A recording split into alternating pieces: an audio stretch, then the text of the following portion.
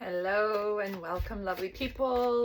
I am Corinne. Welcome. If you are back, I've got some daily readings here. If you are new, I am currently in Grand Forks, British Columbia, and this is just me traveling with my kids right now. We're gonna go to Nelson after, so we're just doing a little road trip. So I'm in my sister's basement.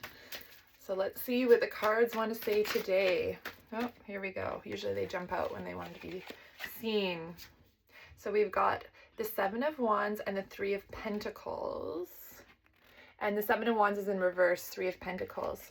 To me, this is like breaking down the barriers of who's in your team, who's on your side. It's almost like at this point now, we are starting to integrate. We're starting to want to be seen more. We're starting to be like, so in the past, you might have put up a lot of boundaries from people you might not have resonated with, but now you're starting to be, you're so strong in yourself. You're so committed to the path that you're like, I don't even need those boundaries. I can go into regular society now because I'm so integrated in myself that in the past it may have felt crunchy. It may have felt too much. You needed to be like, oh, I need isolation. But now I'm kind of getting like, you're coming out of isolation. You're starting to say like, yes, I can go to that family reunion, or yes, I can go to the place where in the past there might have been a lot of triggers. Nine of Pentacles. You are so protected in your own energy in the sense that you don't need those boundaries anymore. You are it. You have integrated it. You've embodied it. So Nine of Pentacles is very much the energy of, I'm going to show this to everybody. So I'm going to walk the walk. I'm going to talk the talk, and I'm going to activate my desires so much that I am in so much of my happy place that people are going to be like, how do I get in my happy place? How do I go to that energy where maybe there is chaos around you, but you're not in that energy. Like there's nothing that's going to topple you over because you are so in your element and you're bringing that around with you. So it's not like you have to stay home to feel that. You might have in the past been like, oh, I only feel that really good energy at home, or I only really feel it after I've done X, Y, and Z. But now you can wake up and you're like, I'm already in it. I'm already in that energy. And you can take those steps of going out in society. And you guys who are listening to this, you know what I mean, right? There's like this part of you for the last maybe years that you just haven't wanted to be part of normal society because normal society was too much.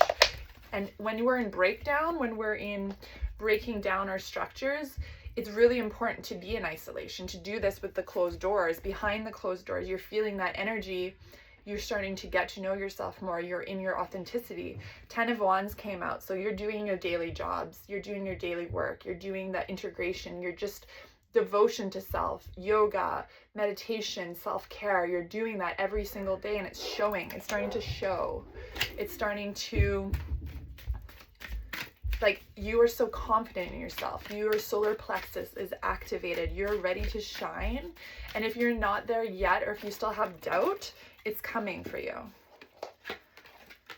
Okay, we got some swords here. 5 of Swords, 10 of Swords, that came out. So you're letting go of the old version of you is like, you're not there anymore. You're letting go of taking all the work. So we've got the 10 of Swords that came out after the 10 of Wands, right? So this 10 of Wands is doing the daily work for yourself, but you're not taking it all in. Or if you are at the place where you're still feeling this, you're feeling like everything is working against you. So there's two kinds of people right now. That's what I'm getting. There's two kinds of versions. There's the version that has been doing all the work. There's the version that's like been dedicated, has taken the summer to strengthen their roots, to go within. And then there's the type of person that's been avoiding that. And maybe they have like hundreds of emails to reply to. Maybe they have like 3 things they need to cancel. Maybe they have like appointments they need to switch. And it's like in the back burner. It's like little pings, constant little pings. And that's what's keeping you up at night is like, oh, I have to do this. I have to do that. And then you're not able to actually enjoy your life because all your energy is in those future selves or the past selves. It's not in your present moment. And so as you start to integrate this 10 of swords of like, what is it that I can do to get out of this chaotic energy? Start looking at what one decision can I make over and over again to put myself back in alignment. As you let go of this little version, you start coming into yourself. You start trusting yourself more. There might be a grieving process there, because the grieving is this little version of you brought you to this point. And so once we start letting go of that version, there's like sadness. So you might be feeling sad right now. You might be feeling like part of you is dying, and almost like you're sliding back into old energies, but you're not. You're moving forward. We got the Knight of Wands, that moving forward, but with intention. That's the difference. So there's some days where you have no work to do, and then there's some days where action is required. Two of Cups with this. This is like the energy of self-love. This is also the energy of emotional strength within self. So Two of Cups can be a mirror of friendships. It can be a mirror of partnership. It can be a mirror of business, but you're doing it in alignment, right? You're doing it in a way of like, I'm not burning out. I'm not into my 10 of Swords. I'm doing it for myself, and I'm doing it with a sense of purpose. It's like your future self is there, but you haven't fully integrated it, or you're coming into it. You're starting to trust. This is like integration of that energy. That's what I'm getting. Okay. So now you're starting to step more forward into that future self. You're starting to believe that more. You're starting to trust it more. Maybe you're manifesting something big, and you really need to integrate this Two of Cups energy, the masculine, the feminine, right? The balancing of our energies within, because then we come into that divine union, which divine union comes before enlightenment, right? We come into that divine union, and then all of a sudden we are in our trifecta. We are in that, you can activate your Merkaba, you get into that flow state. Let's see if there's another card that wants to come out here. So the person that's listening to this, that's going to resonate with this, you've been doing a lot of work, but there could be like a little bit of resistance in something. There could be something that you're not quite sure about yet. So there's this sense of like completion and arrival, but there's also like, maybe it could be a little crunchy if you're not fully there. But if you are fully there, you're probably not feeling the negative aspects of this. The Lovers and the Star in reverse. So there could be like, you as the feminine are coming into yourself, but you're not fully feeling the connection of a masculine yet, right? Because the masculine is working on itself. The masculine has come into their breakdown. They are in a place where we were as a feminine maybe a few years ago, where everything is falling apart, where everything is confusing, where everything is like, I don't feel connected. Who am I, right? There's a lot of that energy. And so the masculine mostly, that's what I'm getting now. Okay, I'm getting more and more of that clarity now that I'm looking at all these cards. The feminine energy is in her abundance, whereas the masculine energy is in his 10 of Swords. Okay, if you're the feminine, you've been doing the work. Those are two cards came out. The 10 of Swords came out with this card. Okay, so that's the masculine energy, the masculine breakdown, the systems, the structures that are no longer in alignment. Because when we put up those systems and structures, we as a collective were not in alignment, right? So they were out of fear, they were out of protection, they were out of like scarcity, survival mindset. But now those things are gone. Now we're coming into the Lovers to self, right? So masculine, feminine, how do we make them love each other? Actually, it's interesting. I sometimes fall asleep to podcasts, and I was listening to this podcast yesterday, and you know how when you stop listening, or when the podcast is over, it like goes into another podcast that you might not have checked out before. So I woke up at like 2 a.m, and I was listening to this podcast that I have no idea who it was, but my awareness came in, and they were literally talking about the masculine, and about how for a feminine right now to want to be with a masculine, it has to be a match. Like the feminine it's not like we don't love men. It's not like we don't want to be around men. However, we have done so much work in our feminine bodies, the feminine energy, that masculine better show up. It better be a match. It better get out of its leaky sacral energy. It better get out of its like, oh, I got to work harder, or I got to push myself. No, we need masculines that are still, that are in connection to self, that have looked at their emotions, that have gone into the fire and can stand in the fire now. We need masculines who can hold space for the feminine in the fire and to say, let's spark you up, let's get you in your creative flow. That's the kind of masculine we need right now within ourselves, so that we can get back into that harmonized connection. Let's see, one more card. So it's definitely the last kind of clearing, I would say. It's the balancing. It's that justice card, right? The Libras, like we're balancing our scales right now. We're integrating it. So it's kind of like recalibrations over and over again with our nervous systems, with how we show up. The death card, right? The masculine ego death is coming through. And I personally know most masculines are in that chaos. Either they're injured, or their jobs are falling apart, or they're in scarcity, or they're in like, I don't know how to do the next stage. And as a feminine witnessing that, the best thing we can do is just send them unconditional love energy. It doesn't mean we're helping them. It doesn't mean we're putting ourselves down to their level, but we're up here, we're looking at them, and we're raising their energy through love. We're transmuting that energy. So we're pulling out that negative, and we're putting in positive emotions and feelings towards them. You don't even have to say it to them directly. You just hold their essence in your heart. And the more that, and I just 11:11 on my timer right now. So the more that we can love the masculine, love their potential, love where they're headed, love their soul essence, that eternal soul, because we are healed, so we can hold space for them. Again, we're not martyring ourselves. We're not dropping to their levels. We are in our strength. They are in their wound. So when they're in their wound, the best thing we can do is nurture them without taking away from ourselves.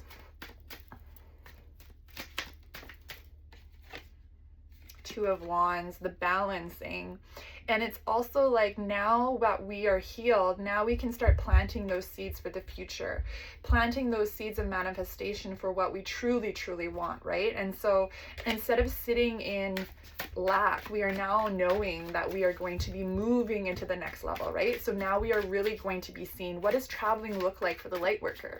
It looks like being seen in front of others, saying yes to opportunities that you might be like, oh, really? Am I the one that's, am I in the next level? Is this is what it is? So for myself, just so you guys know, like, I'm seeing a lot of opportunities now to speak my truth in front of people. And it could be through workshops, it could be through guest events, it could be through teaching events. It can be in so many capacities, so many ways.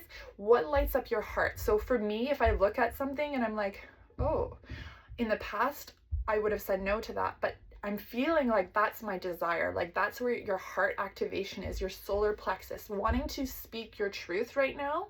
Because what we're going to be doing is we're going to be activating through the visions, through desires, through the way we live. We don't have to go to people's like they're lower where they are. We just have to hold our strength so much. Our energy is so precious that if we just hold the light, they will start to look at themselves in a different way, right? Or they'll feel our codes. They'll feel that we've done the work. Four of Swords, that foundation energy of surrendering. We are in that place where we know we've done this.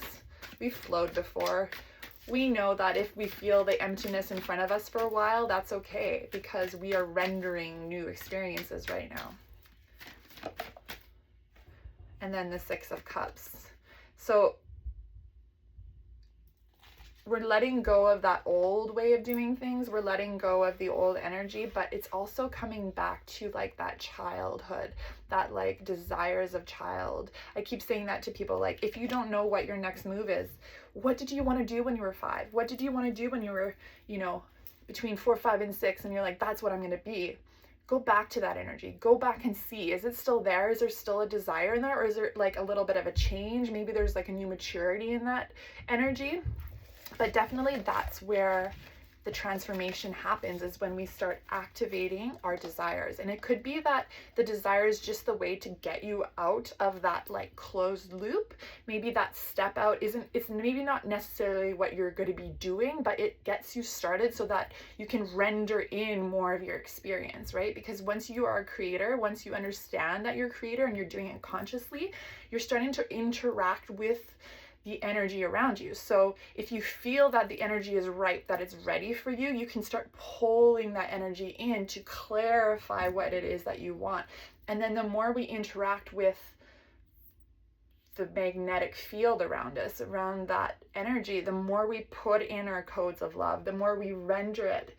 Whatever your code is, mine is 44. Like I know that whenever I feel 44, I'm rendering in a part of this experience. You're going to start tapping into that. You're going to start knowing.